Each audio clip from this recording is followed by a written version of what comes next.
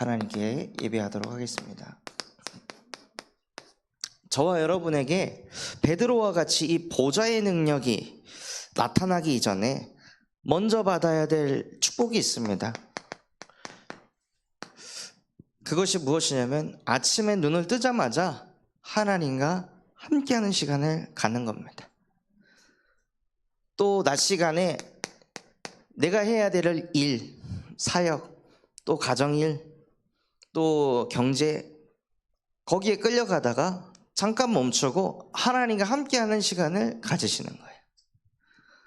밤에 많은 염려 걱정에 사로잡혀서 잠에 드는 것이 아니라, 지쳐서 쓰러져서 잠에 드는 것이 아니라 밤 시간에도 나를 자랑으로 여기시고 나를 하나님의 작품으로 여기시는 그 하나님의 사랑을 듬뿍 받고 하늘 보좌의 모든 영광을 다 내려놓고 나와 함께 하실 만큼 나를 사랑하시는 그 예수 그리스도의 사랑을 받으시고 잠자리에 드시는 거예요. 그게 축복받은 사람입니다. 육신의 문제가 해결되는 것이 축복받은 사람이 아니라 아침에, 낮에, 밤에 하나님과 함께하는 시간을 매일 지속하는 그 사람이 축복받은 사람입니다. 그래서 이 시간이 우리에게 어느 정도로 돼야 되냐면요, 다니엘과 같이. 다니엘은 이 시간이 무엇보다 소중했냐? 자기의 생명보다 소중했습니다. 내 생명보다 나는 하나님과 함께하는 시간이 더 소중하다. 내 생명이 소중한 이유는 하나님이 나와 함께 하시기 때문에 소중한 것이지, 하나님과 함께를 잃는 그 순간 나는 살아도 사는 게 아니고 목숨을 부지해도 부지하는 것이 아니다. 그래서 다니엘은요, 하나님, 나는 이 시간을 가질 수 있다면 내 생명조차도 포기하겠습니다. 그게 다니엘이 하나님과 함께하면서 누린 복음이었습니다. 복음은 우리를 대신해서 생명을 주신 거잖아요. 그럼 우리가 진짜 그 복음을 나의 복음으로 깨달았다면, 그 복음이 하나님의 생명이라는 것을 내가 깨달았다면 내 생명보다도 그게 소중해져야 되는 거죠. 그래서 다니엘은 이 시간을 가지면서 너무 행복한 거예요. 승진하는 것보다, 연봉이 오르는 것보다, 남들이 나를 인정해 주는 것보다 하나님이 나와 함께 하신다.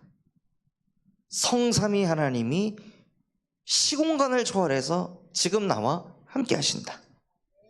이게 다니엘에게는 가장 행복한 시간이었습니다.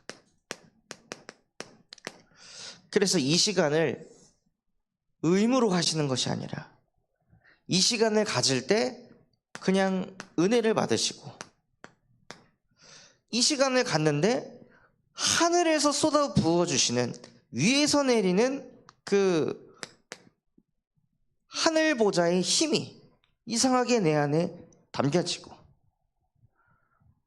그리고 나도 모르는 내 안에 근본의 문제들이 하나씩 하나씩 치유가 되고, 내 육신의 질병, 내 마음의 상처, 그냥 이 시간을 갖는데 하나씩 하나씩 그냥 끝이 나고 치유가 되는 거예요. 그리고 현실과 상황은 바뀌는 것이 없는데 마음에 평안이 밀려오고, 진짜 축복은 세상이 줄 수도 없고 알 수도 없는 평안을 누리는 것입니다. 이것은 세상의 조건과 환경과 아무 상관없는 평안입니다. 그래서 이 평안은 사단이 뺏어갈 수가 없습니다. 그리고 이 모든 것을 누리게 하시는 하나님께 감사하는 것입니다. 이게 삶 집중을 제대로 하면 오는 축복입니다. 의무감으로 하는 것이 아니라 삶 집중하면은 역사가 일어난다고 하니까 삶 집중하면 뭐가 되어지겠지, 이걸 노리고 하는 것이 아니라 그냥 이 시간이 하나님 행복하게 해주세요. 이 시간이 나에게 은혜가 되고 힘이 되는 시간이 되게 해주세요.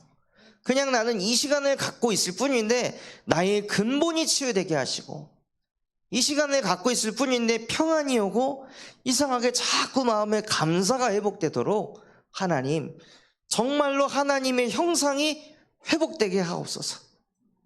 하나님의 형상이 회복된 증거가 무엇이겠습니까?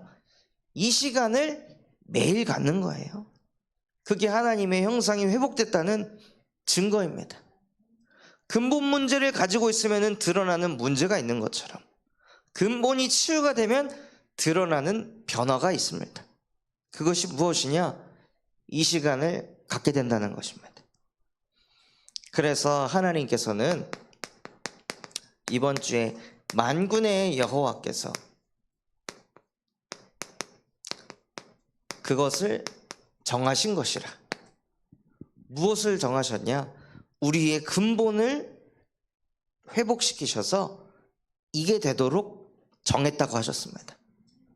나는 저게 안 되고, 나는 저게 고되고 힘들고 은혜도 안 되지만 만군의 여호와께서 이게 되겠다고 정하셨습니다. 그렇다면 내 영적 상태와 상관없이 하나님이 나를 이 흐름 속으로, 하나님이 나를 절대 계획 속으로 인도하는 것을 보게 하여 주시옵소서. 말씀 붙잡고 기도 속으로 들어가시는 거예요. 그래서 하나님의 절대 계획은 무엇이냐? 저와 여러분이 성삼위 하나님과 함께하는 것입니다.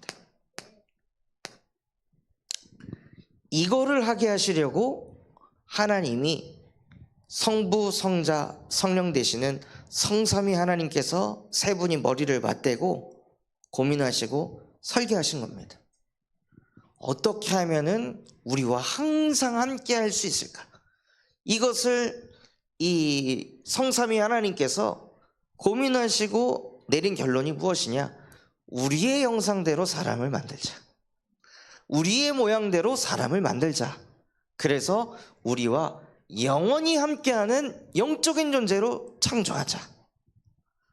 그래서 하나님께서 우리를 영적 존재로 창조하셔서 시공간을 초월해서 우리와 함께 하십니다.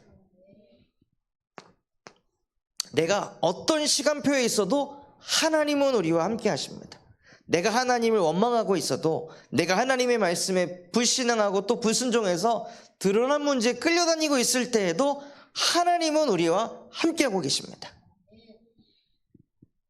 그리고 우리가 있는 공간이 나를 힘 빠지게 하는 공간, 나를 어렵게 하는 공간, 외롭게 하는 공간 속에 있다 할지라도 성삼위 하나님께서는 그 공간 속에서 우리와 함께하고 계십니다.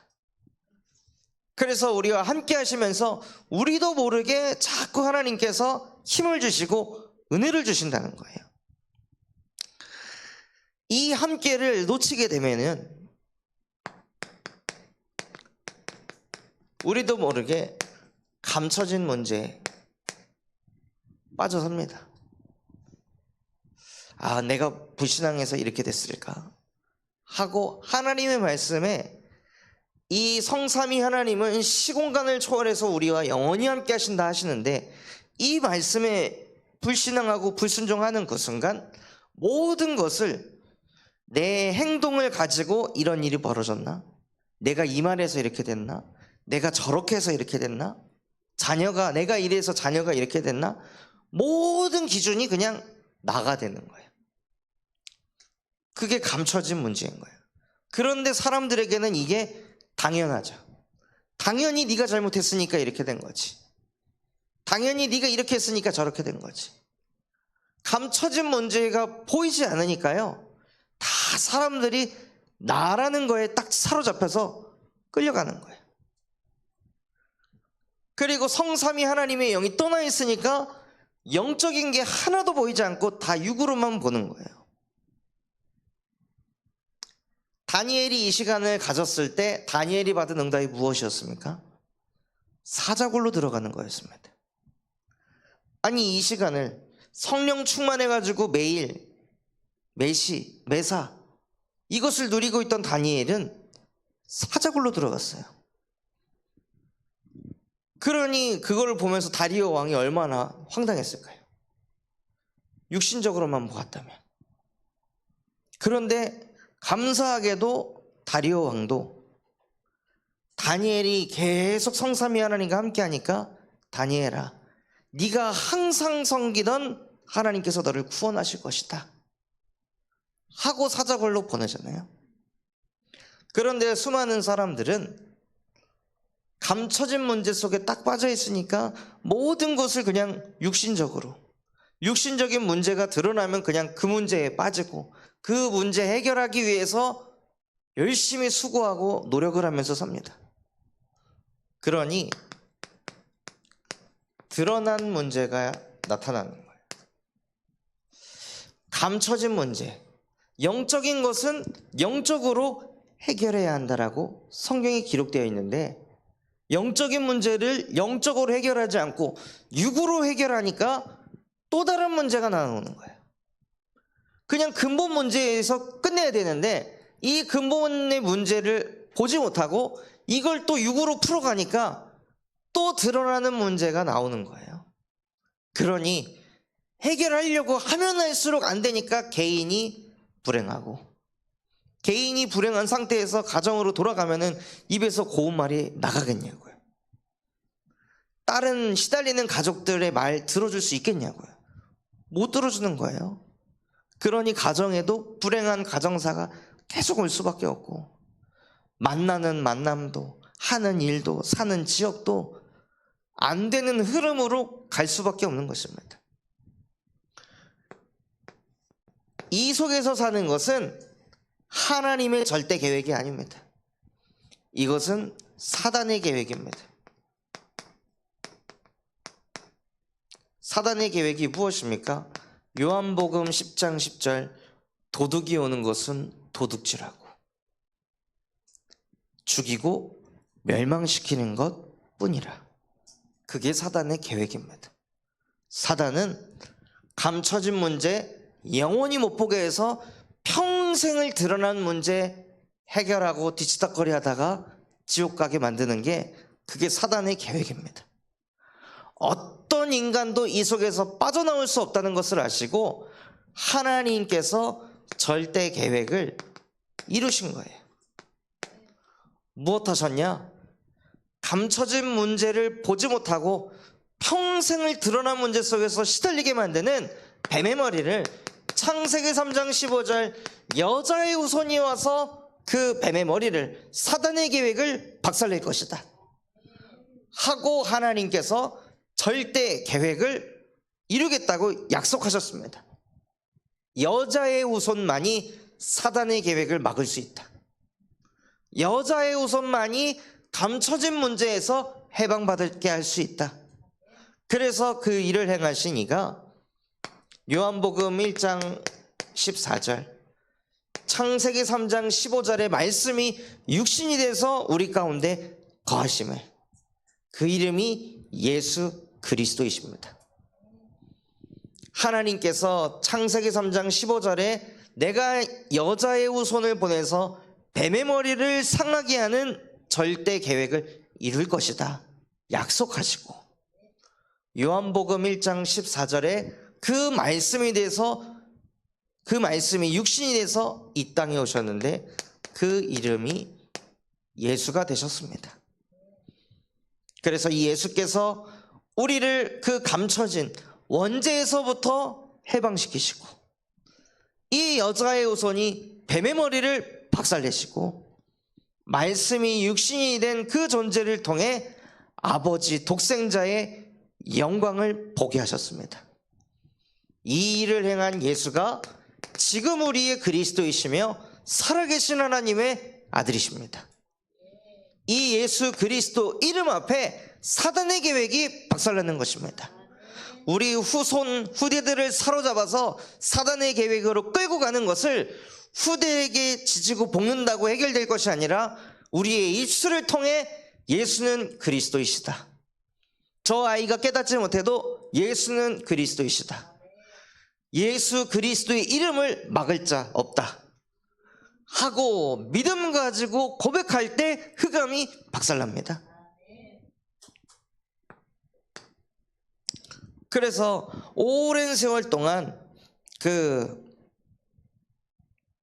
문둥병에 시달렸던 한 아이가 예수 그리스도가 왔는데도 믿지 않고 가봐야 또 뭐 별거 있겠어, 이런 생각하고 있는 그 불신앙 가득한 아이를 데리고 4명의 장절들이 그 아이가 누워있는 침대를 들어가지고 예수 그리스도를 만나러 갔습니다. 만나러 갔는데 사람이 너무 많아서 그리스도를 만나지 못해서 그 침대를 지붕 위에 올려가지고 지붕을 뜯어서 밧줄로 침대를 내렸습니다. 그런데 예수께서 누구를 보고 그 아이를 치유하셨습니까? 그 아이는 여전히 밧줄 타고 내려오는 동안에도 그리스도를 믿지 않았습니다. 그런데 그 밧줄을 내리는 그 4명의 사람들, 그 사람들의 믿음을 보고 하나님이 그 아이를 절대 계획 속으로 집어넣으셨습니다. 그리고 그 아이의 문제가 끝난 거예요. 우리가 예수 그리스도의 이름을 붙잡으면요, 시공간 초월의 역사가 일어납니다. 이 사람이 믿지 않는데 시공간을 초월해서 그 사람에게 믿음이 생깁니다. 그 사람은 예수가 그리스도라고 깨닫질 못했는데 내가 예수 그리스도의 복음을 붙잡고 있으면은 그 믿음이 시공간을 초월해서 옆 사람에게 뻗어가는 거예요. 그게 복음입니다. 그래서 그 능력을 갖기 위해 사도행전 1장 8절, 오직 성령이 너희에게 임하시면 너희가 권능을 받게 될 것이다. 권능 받으면 끝나는 것입니다. 우리의 힘으로 안 되는 것이 권능을 받으면 끝나는 것입니다. 하나님께서는 절대 계획을 세우셨는데 그 계획이 어디냐? 우리에게 권능이 임하는 것까지입니다. 그리스도를 깨닫고 여기서 끝나는 게 아니라 오직 성령이 임해서 권능받아 증인되는 것까지. 그게 하나님의 절대 계획입니다. 이 계획을 이루기에 만군의 여호와께서 그것을 정하신 것이라. 그래서 우리의 인생이 하나님의 절대 계획 속에 있을 때 하나님께서 우리를 통해 절대 미션을 이루어 가십니다. 5기초의 응답을,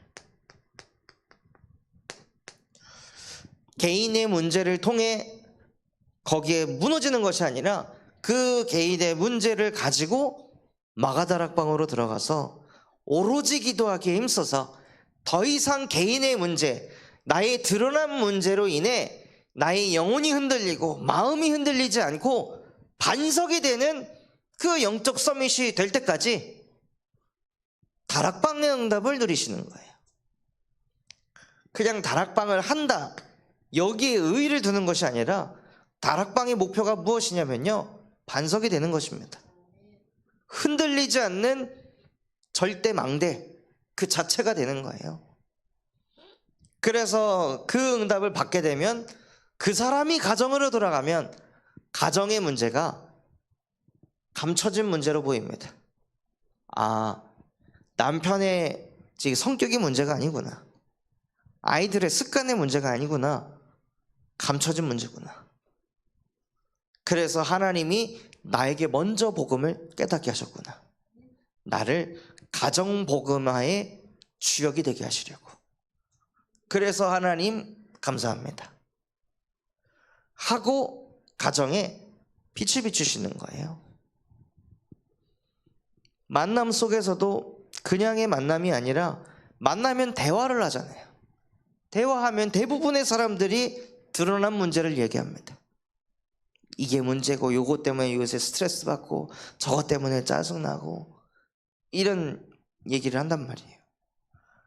그런데 우리는 그 드러난 문제에 같이 골머리 쓰고 위로해 주는 사람이 아니라 위로를 넘어서, 그거 문제 아니야가 아니라 위로를 하면서 마음의 문을 열고 그들에게 진짜 감춰진 문제가 무엇인지 정확하게 전달하고 그 사람에게 답을 주는 것입니다.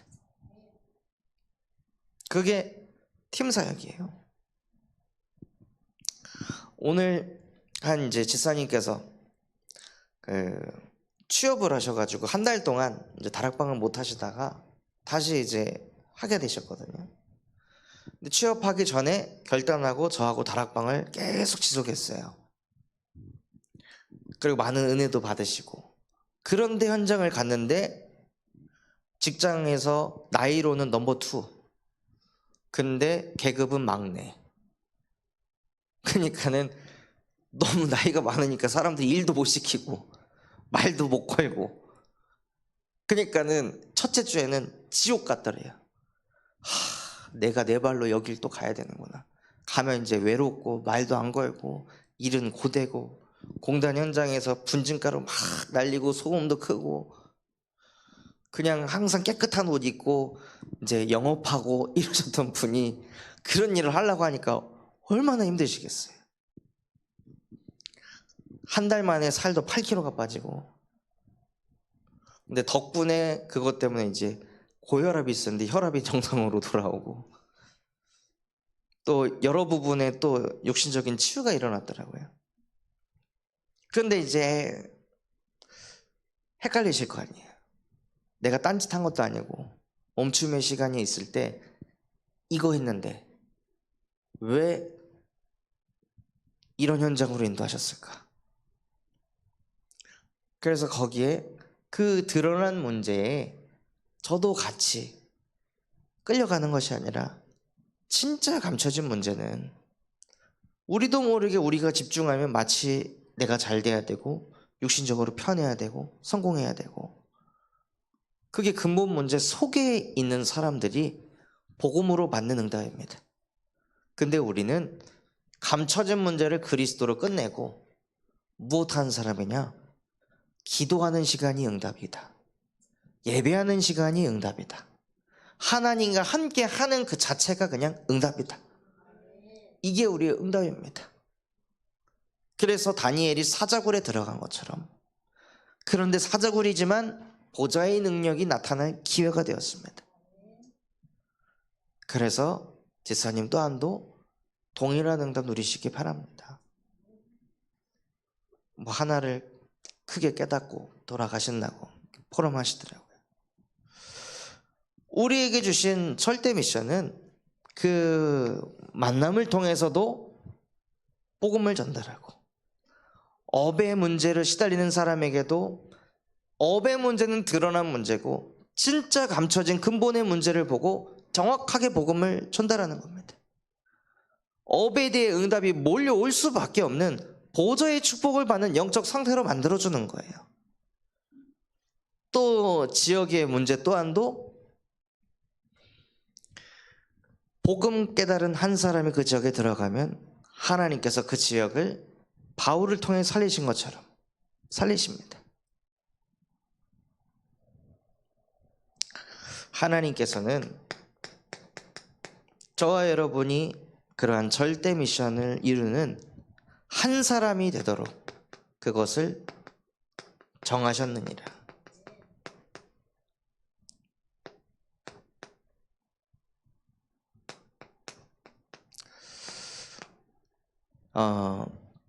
하나님이 두로를 무너지게 하셨는데요. 70년을 무너지게 하셨습니다. 근본이 안 바뀌는 한 세대를 완전히 사라지게 만드신 거예요. 물질 만능주의에 완전 찌들어서 근본이 바뀌지 않는 사람들이 사라질 때까지 하나님께서는 무너뜨리셨습니다. 즉 근본이 바뀌게.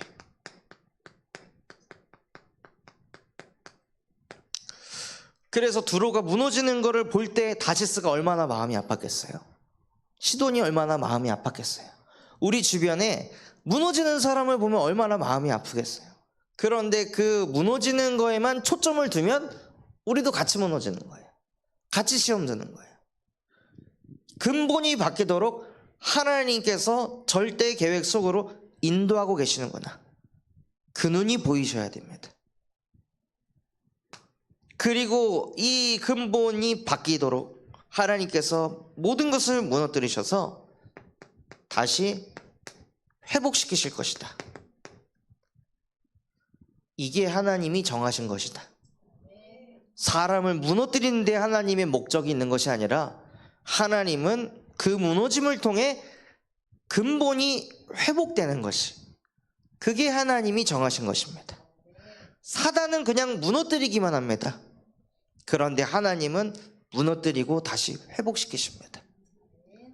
복음이 그렇잖아요. 예수께서 죽으셨습니다. 그리고 부활하셨습니다. 죽음이 끝이 아니라 죽음 뒤가 있는 거예요. 복음의 원리가 그렇습니다. 그래서 다시 회복시키셔서 사람 앞에 서는 게 아니라, 드러난 문제 앞에 서는 게 아니라, 물질 앞에 서는 게 아니라 여호와 앞에 서는 자로 저와 여러분을 회복시키기로 정하신 줄 믿습니다. 그래서 우리가 이것에 아멘하고 이것 붙잡고 기도만 하고 있어도 하나님께서 우리와 함께 하시면서 나도 모르게 자꾸 여호와 앞에 서게 하실 줄 믿습니다. 그래서 저와 여러분이 가장 먼저 보좌의 축복을 받아야 됩니다. 보좌의 능력은 따라오는 거고요. 먼저 보좌의 축복을 받아야 되는데, 이 베드로라는 제자가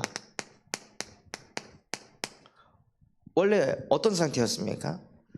예수님께서 십자가에 못 박히시기 전에 겟세마네 동산에 올라가서 두려움이 몰려오셔서 계속 기도하셨습니다. 주여, 이 잔을 내게 거두어 가소서 라고 기도하셨다가, 그러나 그것이 아버지의 뜻이거든 내가 이 잔을 받들겠습니다 하고 기도하고 돌아왔는데 수제자라는 놈이 쳐자고 있는 거예요.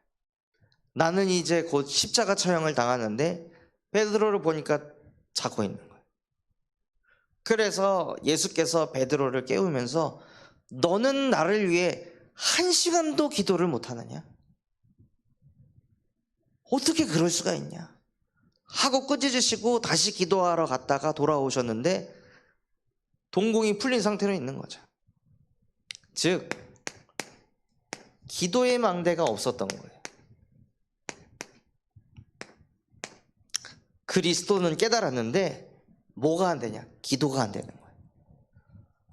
가진 복음, 깨달은 복음이 무능한 게 아니라 그 복음을 가지고 기도의 망대가 서지 않으니까 응답이 안 올 수밖에 없는 거죠.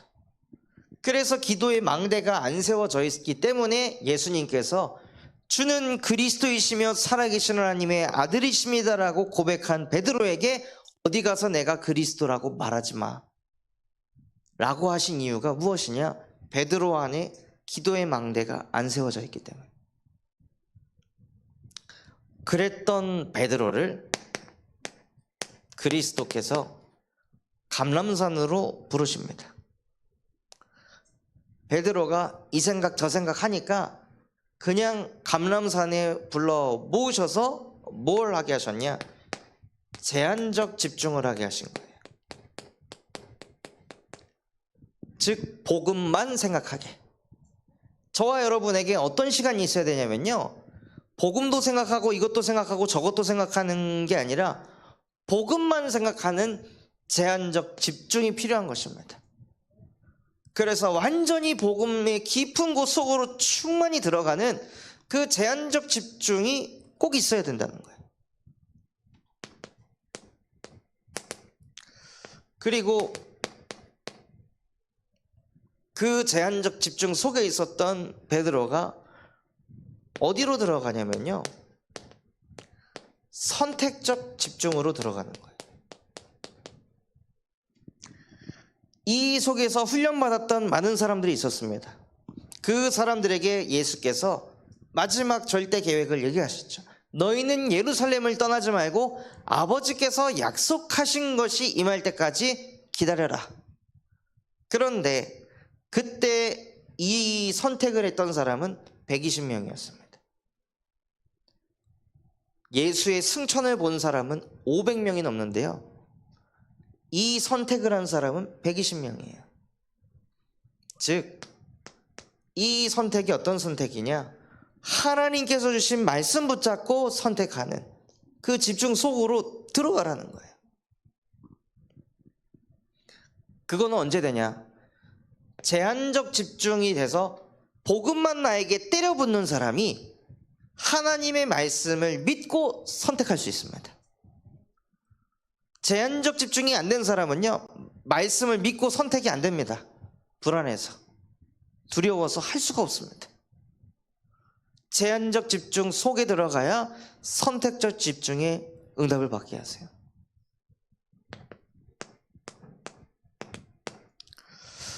그리고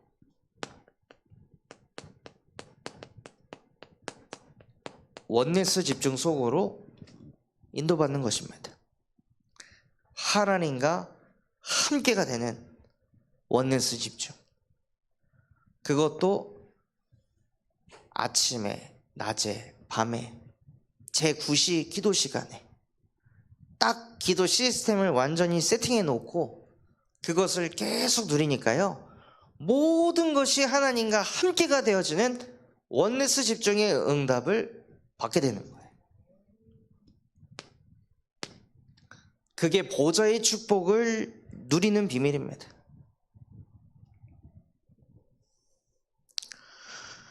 이 속에 있을 때 보좌의 능력이 나타나는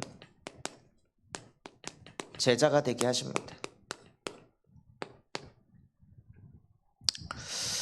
제9시 기도 시간에 라고 되어 있는 것은 무슨 뜻이냐면 기도의 망대가 세워졌다는 거예요. 그렇게 망대가 세워지지 않아 가지고 늘 불신앙하고 욱하는 성격 다스리지 못해 가지고 뭐 하면 그냥 칼 뽑아 갖고 예수님 공격하는 사람이 귀나 자르고, 좀 자기가 유익되지 않으면 예수 부인하고 그랬던 베드로가요, 이 제한적 집중, 선택적 집중, 원네스 집중 속으로 들어가니까요, 어느 날 기도의 망대가 세워지는 거예요. 기도의 망대가 세워지니까요, 사도행전 3장의 말씀에 보면 나면서 못 걷게 된 일을 사람들이 메고 오니, 나면서부터 못 걷는 사람, 즉 드러난 문제를 위해 사람들이 노력을 하고 있다는 거예요. 나면서부터 얘가 못 걸으니까, 얘가 경제적인 활동을 할 수가 없으니까 얘가 물질을 얻도록 우리가 도와주자. 감춰진 문제가 보이질 않으니까 드러난 문제를 위해서 사람들이 노력하면서 사는 거죠.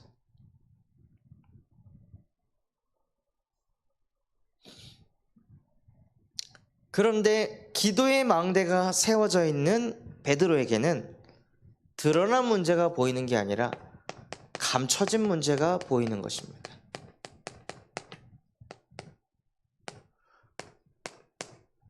이 사람의 문제는 근본 문제구나. 하나님 떠나서 생긴 문제는 하나님 만나면 끝난다.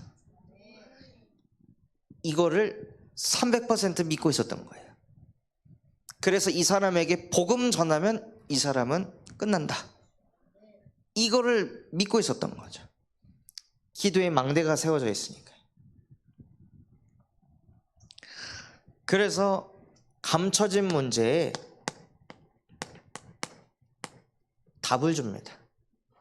그 답이 물질이 아니라 나사렛 예수 그리스도의 이름을,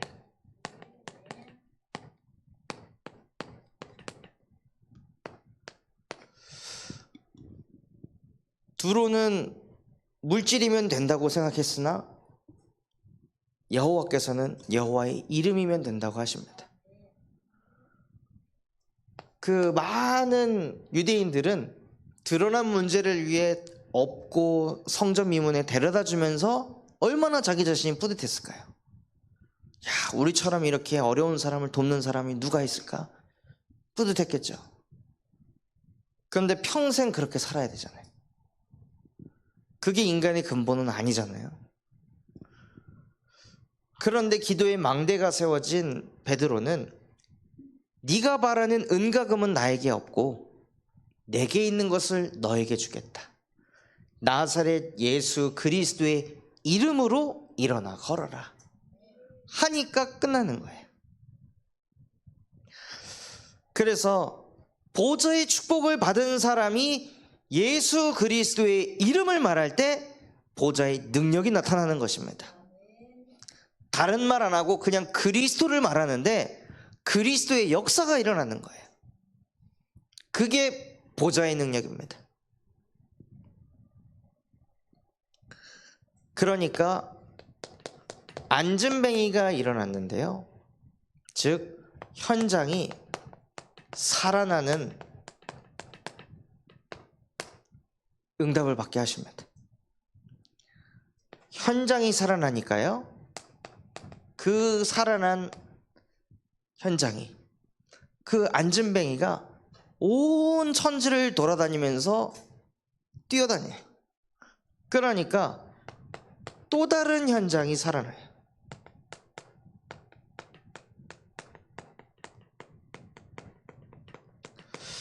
저와 여러분이 기도하면서 있는 그 한 현장, 우리는 한 현장을 살린다고 보지만 하나님의 역사는요, 그 한 현장을 통해 또 다른 현장을 살려가신다는 거예요. 그래서 이 또 다른 현장이 살아나니까 하나님께서 베드로를 어디로 보내셨습니까? 재판받게 하셨습니다.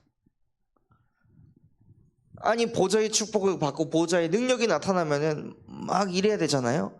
그런데 하나님은 베드로를 공회로 인도하신 거예요. 거기서 재판을 받게 하셨습니다. 그건 드러난 문제일 뿐이고 진짜 감춰진 것은 무엇이냐? 서밋들에게 복음 전하라고. 공회에 모여있는 수많은 서밋 엘리트 바리새인들에게 예수 그리스도의 복음을 증거하라고. 그래서 그 공회에서 사도행전 4장 12절이라는 천하 사람 중에 구원받을 만한 다른 이름을 우리에게 주신 적이 없느니라 하고 복음을 증거합니다. 그래서 무엇하게 하시냐? 그 일을 통해 예루살렘을 복음화시키시는 거예요.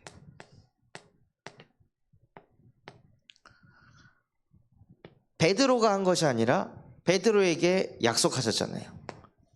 오직 성령이 너희에게 임하시면 너희는 권능을 받고 예루살렘과, 그래서 하나님께서는 예루살렘을 복음화시키기 위해서 베드로에게 먼저 기도의 망대를 세우시고 태어날 때부터 못 걷던 안진뱅이를 보게 하셔서 그 안진뱅이를 나사렛 예수 그리스도의 이름으로 걷게 하시고 그 한 사람이 일어나서 또 다른 현장을 살리니 그 여론으로 인해 공회에 끌려가서 예수 그리스도의 복음을 선포하여 수많은 엘리트들 서밋들에게 복음이 뻗어가서 예루살렘의 증인이 되게 하셨습니다.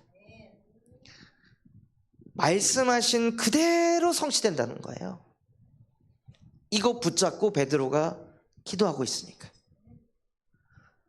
그래서 우리 또한도 베드로와 같이 하나님께서 주신 말씀 붙잡고 기도하고 있으면은요, 하나님이 절대 계획 속으로 인도하셔서 절대 미션을 성취하게 하십니다.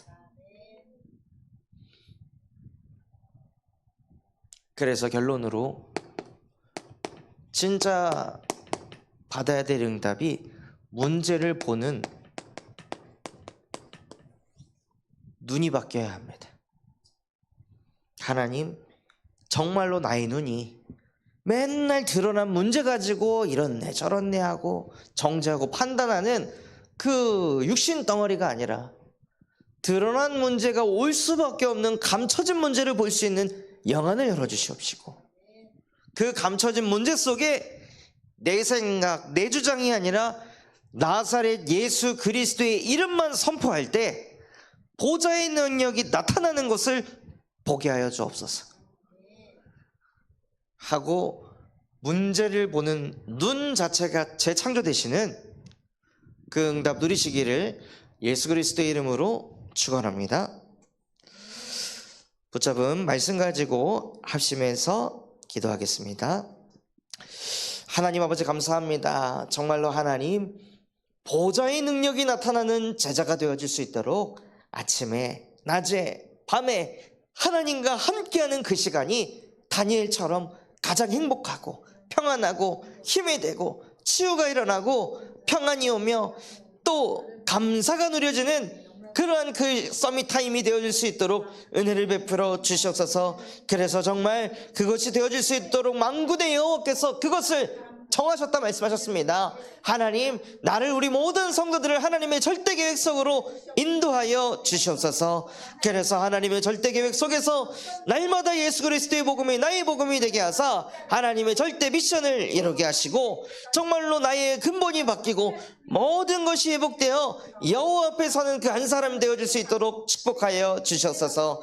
그래서 보좌의 축복을 받을 수 있도록 제한적 집중 또 선택적 집중 원네스 집중 속으로 들어가게 하여 주시옵시고 보좌의 능력이 나타난 베드로와 같이 정말로 내 눈에 드러난 문제 가지고 또 이 드러난 문제를 해결하기 위한 하나님 불신자처럼 살아가는 것이 아닌 종교인처럼 살아가는 것이 아닌 감춰진 문제 속에 나사렛 예수 그리스도의 이름만을 선포하여 정말로 그대의 근본을 치유하게 하시고 그래서 그 살아난 현장을 통해 하나님께서 예루살렘을 복음하셨듯이 군산을 복음화시켜 가시고 전라북도를 복음화시켜 가시고 호남을 세계를 후대를 복음화시켜 가는 것을 볼 수 있도록 우리를 증인으로 사용하여 주시옵소서.